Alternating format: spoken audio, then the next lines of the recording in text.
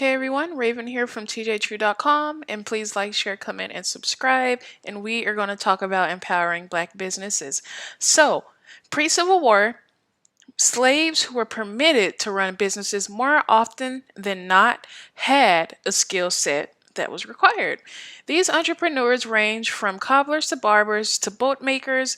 The reason they'd be released to own businesses is so that they could make money and some excellent income, right? Even after the Civil War and emancipation, some slaves retained their white clientele and ran every facet of their businesses. All right, so we're going to go ahead and go into banking. So you have Postwire, banks for black soldiers and freedmen were formed by the federal government. The Freedmans Bank served black business people in Durham, North Carolina. It was so popular that at its peak from 1865 to 1874, over 70,000 black business people deposited around $3 million in today's equivalent. That's great, right? Freedman Bank unfortunately collapsed due embezzling of funds by President Henry Cook. He would indiscriminately give his friends and other white people loans from the money saved up by black entrepreneurs. Why he did that? I don't know. But this devastated the moral of the people and caused them to mistrust banks managed by white people. With Jim Crow laws further segregating the communities and the banking infrastructures, blacks began to serve their people predominantly. The church, benevolent societies, and fraternities started banks and credit societies to meet the need for banking and credit facilities. These loans enabled African Americans to get started in business and to purchase homes despite an environment hostile to their development. Now we're going to get into National Negro Business League. With the formation of National Negro Business League and leaders as W.E.B. Du Bois, African American entrepreneurship began to strive. By 1900, there were over 20,000 black entrepreneurs. Interesting, because of segregation, there were black people in literally every arena of business, from grocery stores, funeral parlors, barber shops, medical practitioners, anything, you name it, we had a part of it. This was because in most cases they couldn't go to white businesses. Now, it wasn't an easy task for black entrepreneurs as every possible obstacle was thrown onto their path. Now, if you guys could guess what was thrown into their path, please leave in the comment below, because you know how some people can be, especially when it comes to jealousy. They might raise the bill, they might raise the charge, or the taxes, just things just to not have a successful African American move forward in life, especially being a black entrepreneur. So unfortunately, the prospering business and therefore black communities became a threat to white people. And you know what happens when white people think African Americans are threats, right? The owner of the People's Grocery, Tommy Moss, was tortured and shot. The black community was terrorized from their entrepreneurship. Many were lynched. Thankfully, others fared better. Madam C.J. Walker, a black entrepreneur, everyone knows who that is, in the early 1900s, single-handedly built a manufacturing empire that inspired black Americans till she died. She is considered the first black female multimillionaire.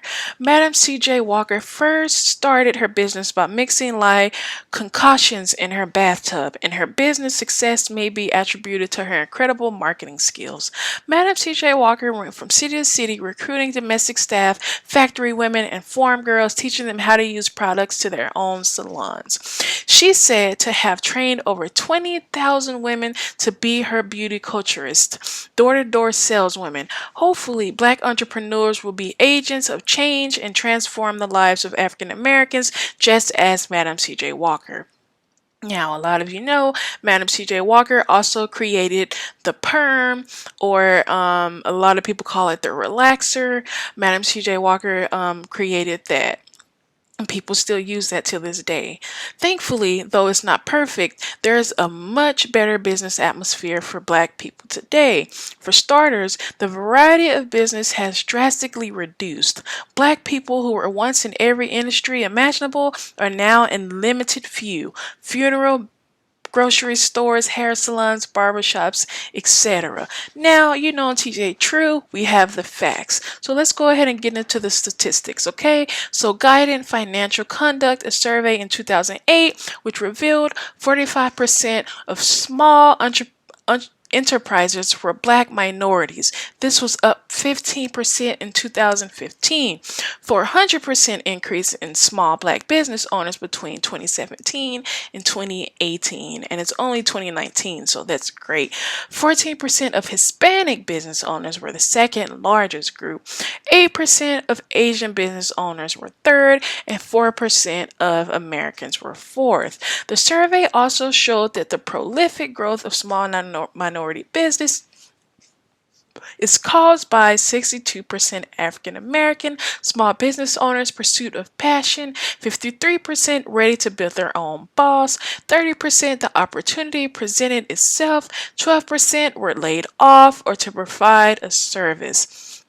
So you might be asking, what are the benefits of a business as compared to employment? Employment has its merits and demerits. Just for those who would not be good employees, they are those who would not make good entrepreneurs. There are also those that are more gifted at being employed versus owning a business. However, the reality is that owning a business gives you the ability to get wealth, while employment puts a cap on your income. Owning a business is one way to provide for your children's present and future. You cannot transfer a monthly check, however, you can transfer financial wealth. Now, we're going to go ahead and get to the industrious communities. I love to learn from other communities. Growing up, I used to observe tight-knit Indian communities and wonder how they could live in the same house as extended family, participate in community events, and conduct business together. As a child, I found it so limiting, so suffocating. As an adult, I have come to appreciate the wisdom of working in the community. In the Indian family, you will find that one is a grocer, the other is a tailor, and so on. The money rarely leaves the circle of the extended and immediate family. They engage in business people outside of their circle only when it's necessary. This ensures that the business within the Indian community will have sufficient patronage. Okay, so I'm going to go ahead and wait, you know what, you guys, we cannot forget the Chinese. The Chinese are also a powerful community. I love how prudent they are with their money. They use very little capital and wring out every bit of it. We need to learn from them, to be honest. They are also an innovative and manufacturing people.